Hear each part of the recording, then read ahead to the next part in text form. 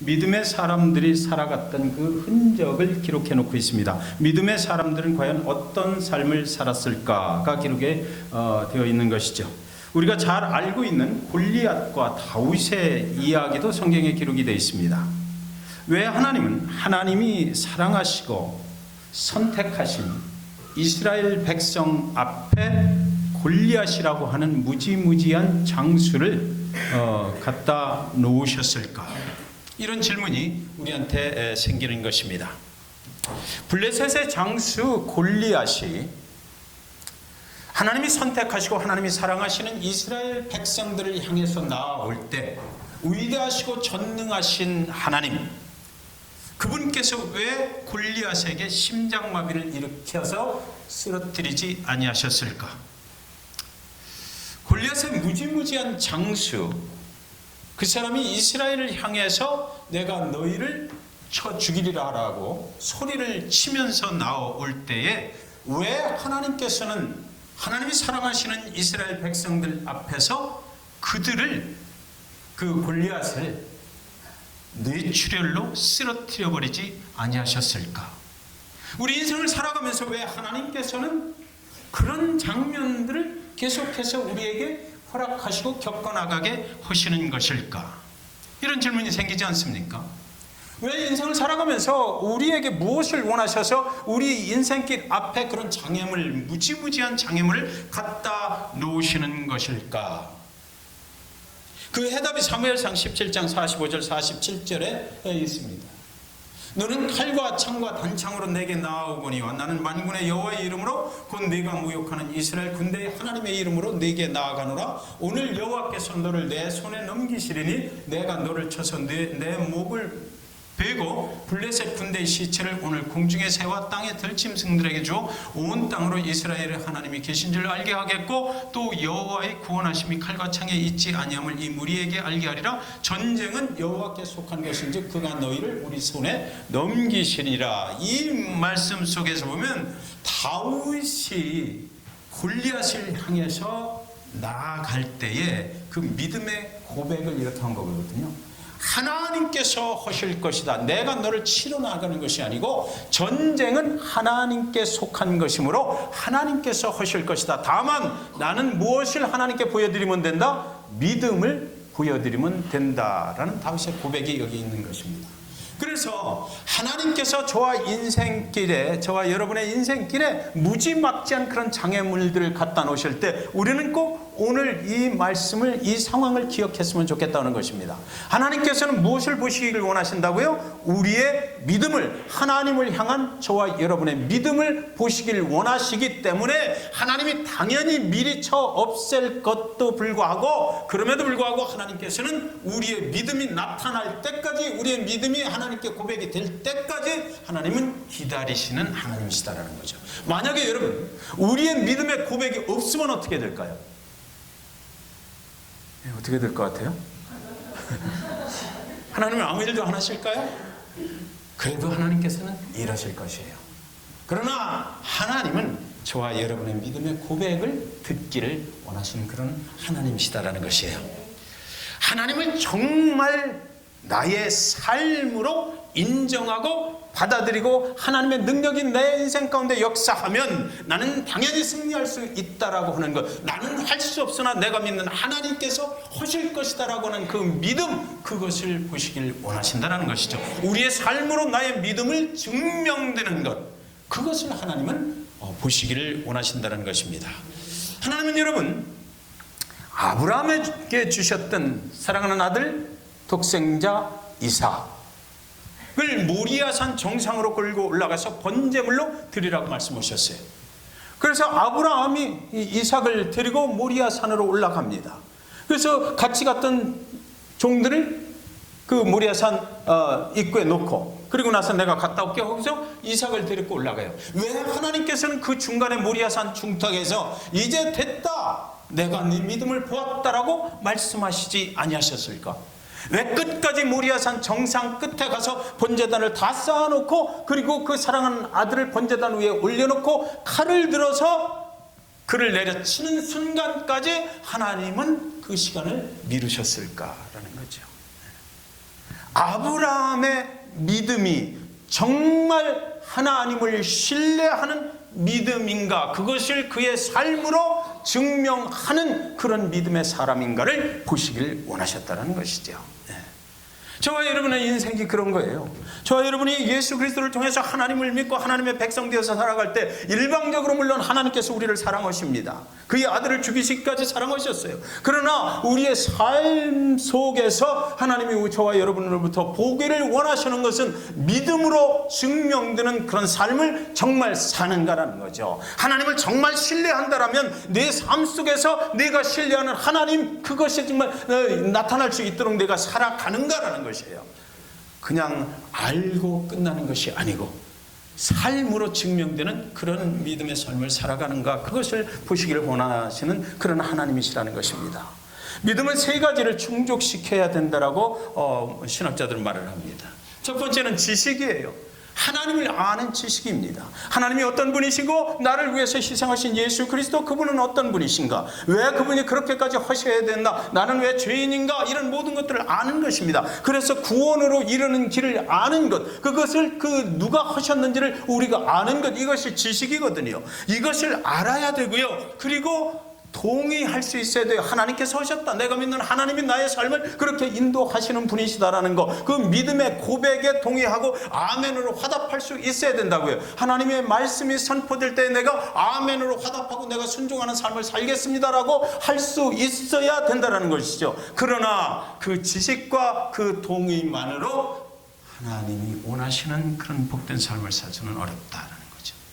마지막으로 한 가지, 신뢰라는 것이 있어야 된다는 거예요.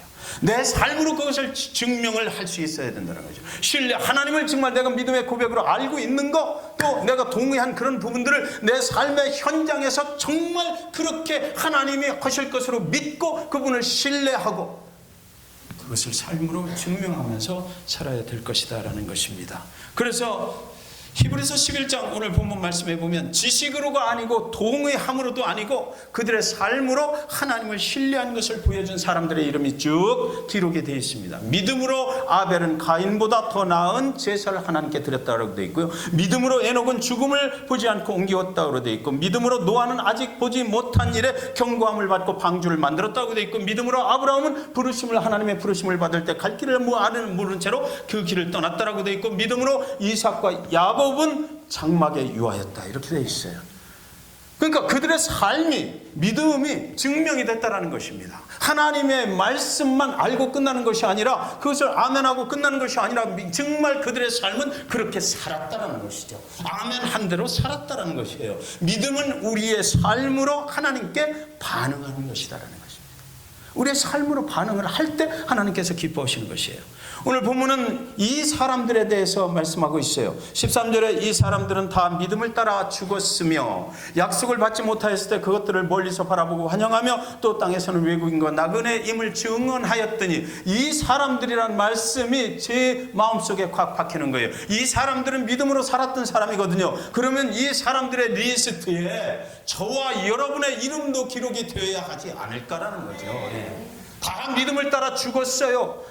그들은 믿음으로 살다가 믿음으로 죽었습니다. 믿음으로 죽을 때 영원한 본향이 있다는 것을, 영원한 천국으로 갈 수 있다는 것을 믿고 죽었다는 것이거든요. 약속을 받지 못하였을 때 하나님의 약속이 그들 당대에 이루어지지 않았더라 하더라도 그들이 믿는 하나님의 약속은 분명히 장래에 이루어질 것을 믿었다라는 것이에요. 그것을 받아들였다. 그것들을 멀리서 바라보고 환영하였어. 그것을 하나님의 약속이 이루어질 것을 나는 기쁨으로 받아들였다라는 것이에요. 또 땅에서는 외국인과 나그네임을 증언하였으니, 그러니까 영원한 천국의 소망을 두고 믿음으로 그 천국의 소망을 둔 대로 그냥 실천하면서 살아가니까, 여기 지금 쭉 아까 말씀드렸던 그런 사람들은 이 땅에서 장막에 거하였다라는 거거든요. 이 땅에서 천국 시민권자의 삶을 살았다라는 거예요. 이 땅의 시민권을 가지고 살지 않았다라는 거예요. 그래서 이 사람들은 나그네의 삶을 살았다, 순례자의 삶을 살았다, 믿음의 순례자의 그런 여정을 가면서 살았다. 그래서 잭슨빌 이 땅 가운데 오늘 내가 못을 받고 영원히 살 것처럼 살지 않았다라는 거죠. 하나님이 부르시는 그날이 되면 자연스럽게 하나님이 원하시는 그 본향으로 돌아갈 것을 믿고 살았다라는 것입니다.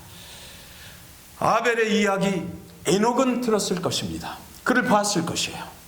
그리고 그 믿음 생활은 이렇게 하는 것이구나. 그는 그렇게 따라갔을 것이에요. 노아는 에녹의 이야기를 또 듣고 이렇게 하는 것이구나. 믿음 생활이라고 하는 것은 그렇게 따라갔을 것이에요. 아브라함은 노아의 이야기를 들었을 것입니다. 그리고 그도 믿음으로 그 사람처럼 나도 살아야 되겠구나 이렇게 결정을 하고 그렇게 했을 것이에요. 이삭과 야곱은 아브라함을 보고 그들의 삶을 믿음으로 반응을 했던 것이죠. 그렇다면 오늘 저와 여러분이 이 땅 잭슨빌에서 믿음의 삶을 살아가면서 하나님을 신뢰하고 살아가면서 누구를 보고 믿음을 따라 죽을 것이며 누구를 보고 하나님의 말씀을 기뻐하고 환영하며 누구를 보고 외국인과 나그네의 힘을 증언하는 순례자의 삶을 살아가게 될까요? 우리 안에 믿음의 모델이 되는 사람들이 있습니까? 여러분은 누구를 보면은 정말 저 사람은 하나님을 신뢰하는 사람이다. 저 사람은 정말 자기의 믿음의 고백대로 삶 속에서 그것을 증명하면서 살아가는 사람이다 라는 것을 보아야 나도 그 사람을 따라가서 정말 저렇게 되니까 하나님이 기뻐하시는 삶을 사는구나 라고 우리가 배우고 본받고 따라갈 수가 있지 않겠습니까?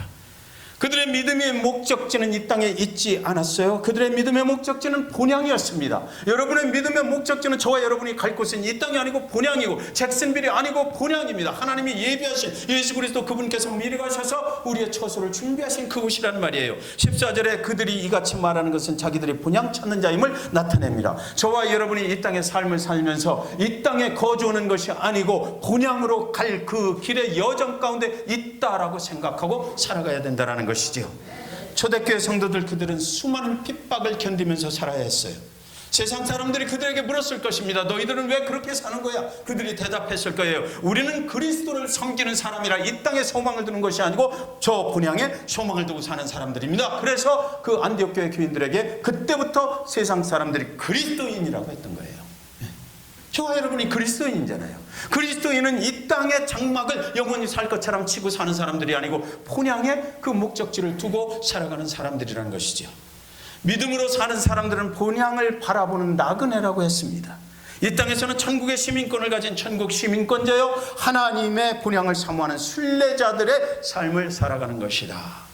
이 땅에 소망을 두는 것이 아니고 그들은 천국 본향에 소망을 두고 살아가는 사람들이라는 것이에요. 여러분, 어떤 동네에 아주 오랫동안 침체기를 겪는 그런 교회가 하나 있었다고 그래요. 그래서 목사님이 왔다가 희망이 없어요. 소망이 없으니까 또 가버리고, 그래서 또 다른 목사님 또 오셨다가 또 소망이 없다라고 가버리고, 세상에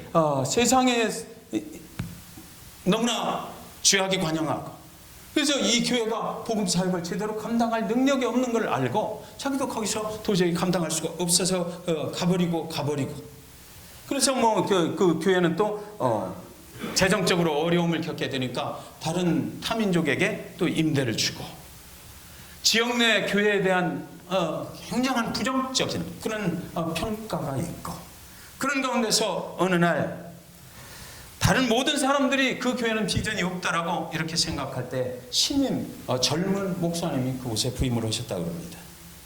교인들은 별 관심이 없이 그저 감사하네, 이런 교회도 또 와주니까 감사하네, 나도 언젠가는 떠나야 될 텐데 저분 잘하려나 모르겠네, 이런 정도로 관심을 보였다고 그래요. 그런데 그 목회자가 와서 사례비에 대해서 전혀 관심을 안 갖는 거예요. 그 목회자가 와서 은퇴 후에 어떻게 자기가 살 것인가에 대해서 전혀 관심을 안 갖는 것입니다. 대신에 오자마자 그분이 시작한 일은 기도 모임을 시작합시다. 기도 모임.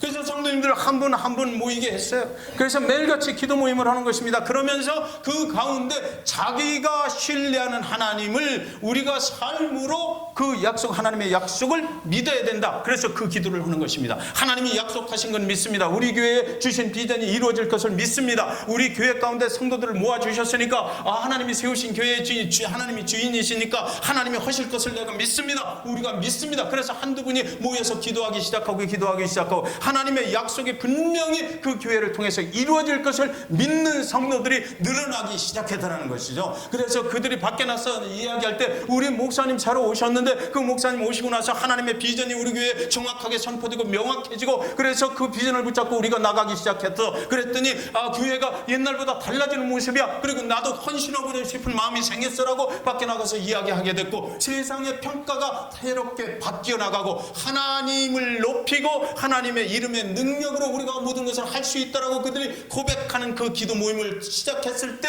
하나님께서 드디어 일하기 시작하셨다는 거예요. 그래서 지역사회가 그 교회를 바라보는 눈이 바뀌었다는 것입니다. 저 교회가 진짜 하나님이 일하시네. 그 쓰러져서 없어질 줄 알았는데 다시 새롭게 되는구나. 그래서 새로운 교인들이 와서 등록을 하기 시작했고 그 기도 모임이 자꾸만 커졌다는 거예요. 하나님의 말씀에 온전히 우리의 삶으로 그걸 인정하는 것, 신뢰하는 것, 그 하나님의 말씀이 그냥 지식으로 끝나는 것이 아니고 내가 아멘으로 화답하는 것으로 끝나는 것이 아니고, 오늘 아멘으로 화답하신 분들 꼭 기억하십시오. 그것으로 끝나는 것이 아니고 내 삶으로 그것을 증명해내고 정말 그렇게 살아갈 때에 그 말씀이 정말로 이루어지게 하시는 분이 하나님이시다라는 거죠. 그들의 삶으로 그것을 증명했다는 거예요. 그래서 믿음은 하나님께 우리의 삶으로 반응하는 것이다라는 것입니다. 여러분, 믿음은 이런 거예요. 믿음이 있다, 내가 믿음이 있다라는 것은 구원을 받은 자라는 얘기가 절대 아닙니다.